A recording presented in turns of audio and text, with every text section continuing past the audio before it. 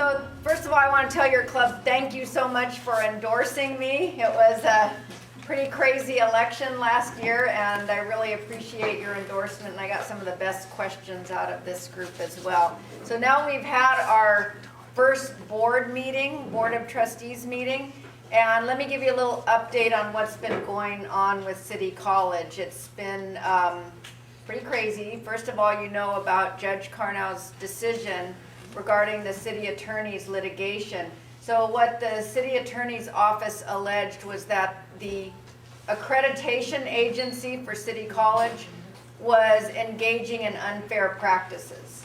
And what the judge's decision was about 80% of what we wanted. So we were hoping he would just say the ACCJC is unfit to be accrediting anything, and we would go back to square one. We're not back to square one. The ACCJC is still the body that will determine whether we get accredited or not, but my hope is that they've been chastened enough by the findings of unfair business practices that they won't try anything untoward like they did the last time. And if any of you attended the actual trial, it was very interesting when Barbara Bino, the executive director of the ACCJC, pretty much gave the city attorney's office everything they wanted. So she was testifying to all kinds of things, like the fact that she rewrote the recommendations of the committee that was there to approve or the accreditation. So it's very interesting what happened during the trial. Anyway, so that's one thing. The other thing is at the same time, City College now is under a restoration process. So originally there was a show cause why we shouldn't shut down City College immediately. That's what the ACCJC issued first of all, that started all this problem with, and the city attorney ultimately filing suit against them. So the restoration was something that the ACCJC came up with all of a sudden and said, okay, well, this is really serious, so here's what we're going to do. We're going to give you 2 years, but you have to complete everything 100% that's on our list, and if you don't, you have no right of appeal. So many people think that's even worse than the accreditation, that we could fight against that. But, so we are now under the restoration process. The only really good thing is that because of the lawsuit, I think there's more of a chance that the ACCJC will act as fair as they possibly can be. At the same time, there's other rumblings by other community colleges because they're having to foot the bill for the expensive legal team that the ACCJC used during this whole matter. So now they're sending out a special assessment to all these other community colleges. So I'm hoping that they get mad enough to want to do something about it and discuss having another accrediting body. If you go back into the history of it, WASC, the Western Association of Schools and Colleges, is the body that accredits K-12 and universities. I teach at San Francisco State and we're under WASC. So the ACCJC is kind of like this little rogue accrediting body, if you will. Are there any questions about that part? There's some other interesting developments that are going on at City College. So I'll just move right into those. Our special trustee with extraordinary powers. I know that sounds like a Marvel comic book character, but he presides, he's actually the presiding trustee at the last board meetings for the last year up until this last one that we had in January, where the full board finally sat, but with the special trustee. He's retiring. This would be a great opportunity for the Board of Governors to transition back to the elected Board of Trustees. So I am pushing for that. I know that other members of the Board of Trustees are pushing for that as well. There is a rumor that they may just get someone else to do this. These people don't come cheap either. They're very expensive, much more expensive than the elected Board of Trustees. So hopefully that's a good sign. We won't know until the Board of Governors actually acts on that and decides whether to appoint someone or let the elected board preside. The properties that you might have heard about in the newspaper, there's 3 properties that have been discussed recently in the papers. One is the Civic Center property, and the other one is the Goff property, 33 Goff, and then the Balboa Reservoir, which technically City College does not own, but it's adjacent to City College. So the first one, the City College campus in the Civic Center had to be shut down because it's seismically unreinforced and was considered dangerous by the state architect's office.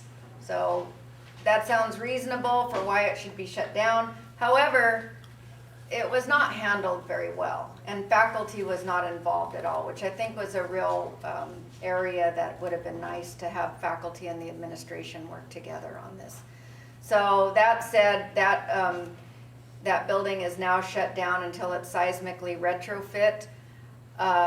If you think there's rumors that they really want to get rid of it, I don't know that yet, but we'll see what happens with that. I believe it's going to be seismically retrofitted, but it's going to take a while. The problem is they're English language learners mostly at that location, and that really impacts them. In fact, only administration and their staff were out there with a lot of people that don't speak English. So the faculty actually went out there to provide information, even though they were discouraged from doing so. That's the problem. At a time when we need more students, students were being effectively chased away and sent to a lot of different locations. So that's a bit of a problem. We could use some improvement with those relationships between the faculty and the administration. The 33 Goff property is an underutilized area that's in an up-and-coming area in the mid-market region that's can be used for housing, can be sold for a higher price. This is a bit of a problem for me because my feeling is, oh yeah, let's have mixed use or housing there. But I'm also a fiduciary that has to support City College getting the best bang for its buck. Given that, I think we can work something out. I think we can work something out with the city.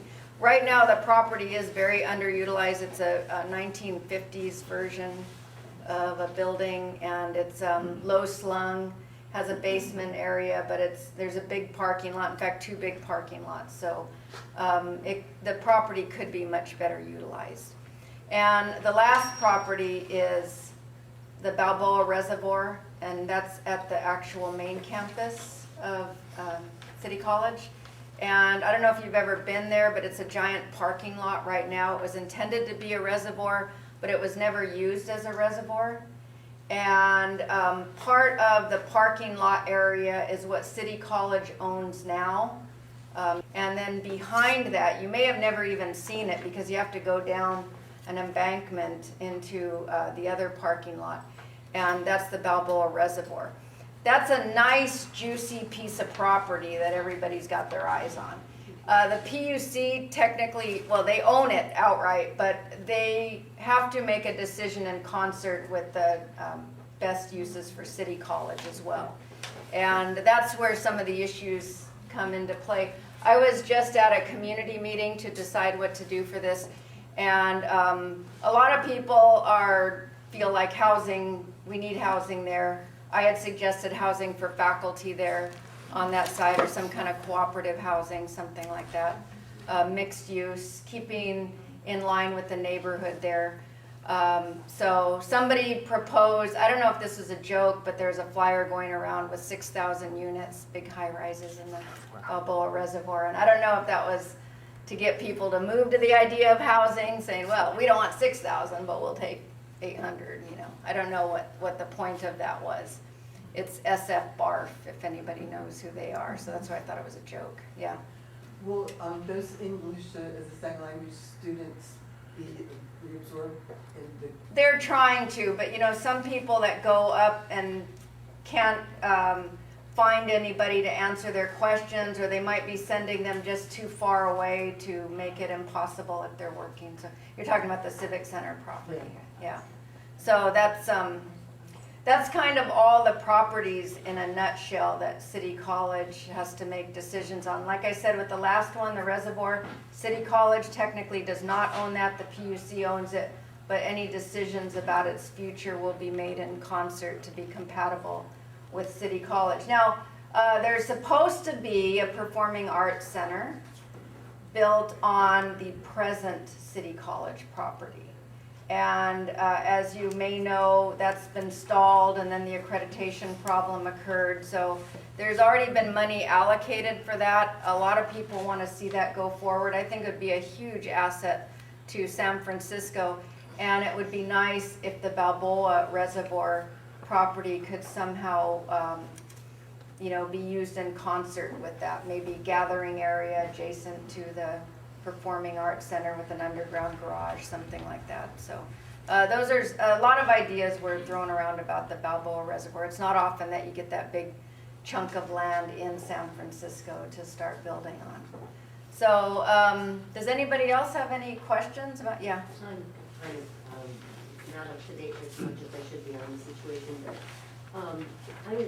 previously the trustees were disempowered, right? Mm-hmm. And what is the status of that? Are you fully empowered now? No, we're not fully empowered. I'm hopeful, because the special trustee with extraordinary powers has just retired.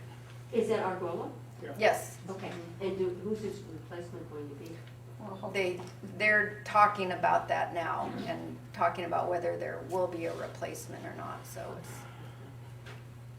this would be a great opportunity for them to just say, well, he retired, there's a full board, 4 people are new on the board, so it's not even the same board of trustees that it was before. We've argued that already with the Board of Governors, so see how far that goes. Yes? You mentioned, four properties? Yeah. I really think that 3.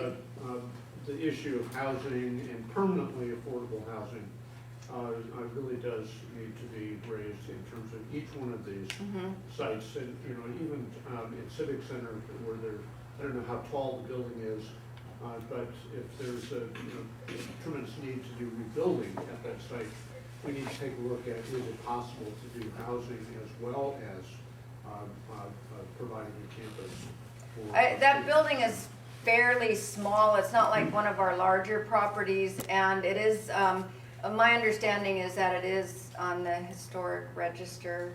Oh, okay. So it's like 100 years old, so it would be much more difficult to Can't do do that it. there. Right. But 33 Goff, definitely it would be good, especially the mayor had made a commitment to 30%,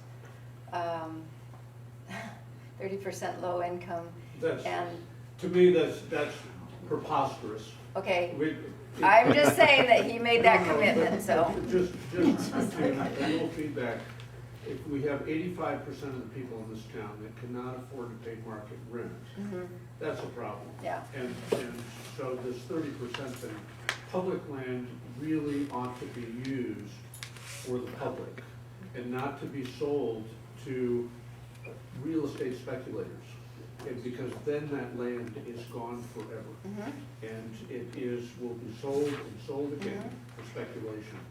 And if it's public land and we own it, that is a huge part of the cost of housing. Well, I don't think they're planning on selling it, but what they're planning on doing is keeping the ground rights, so they will own the ground that it's on, but any kind of air rights will belong to the developer, whatever developer builds on there. Now, I said that 30% because I'm thinking the mayor thought he was quite generous with the 30%, because other things have been bandied about, like 12%, and which is just, inexcusable. That is way too low. But you're right, there's a lot of people who need housing right now, and that is one of the few places, especially in the mid-market area, where you can actually build on right now.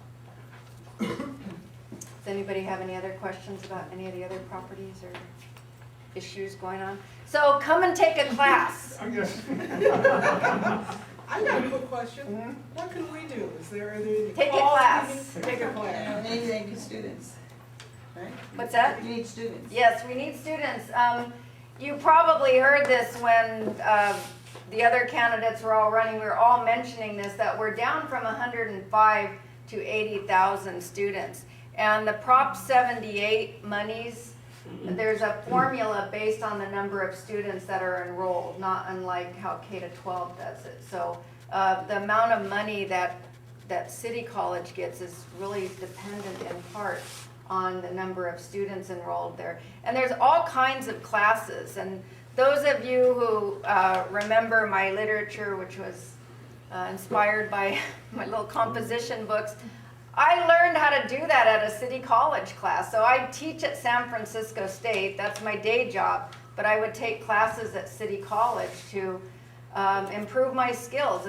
Or you could take a singing class. One of the other candidates, Dan Choi, that was running, he's been taking a chorus there, and he was always talking about what great fun it is. So there's all kinds of classes. You can take a language class, a math class, whatever you want, and it would be really helpful to get that word out, because one of the biggest rumors, unfounded rumors about City College is that it is no longer accredited, and that is not true. It is fully accredited.